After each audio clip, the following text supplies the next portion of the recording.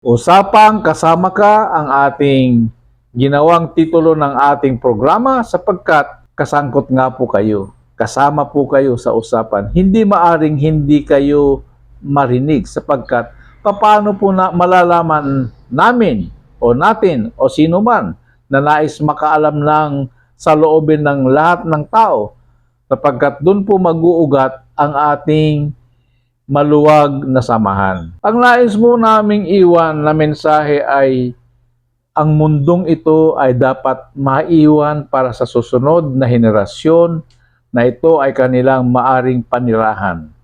Ang sabi nga sa English, we have to bequeath this world habitable to everyone for the next generation. Ano pong ibig sabihin ng habitable? Pag sinabi pong habitable, pwedeng panirahan mga kaibigan. Ligtas at produktibo. Makakapamuhay sila ng masaya at may sapat na pangangailangan sapagkat may sapat na pagkain para po sa lahat.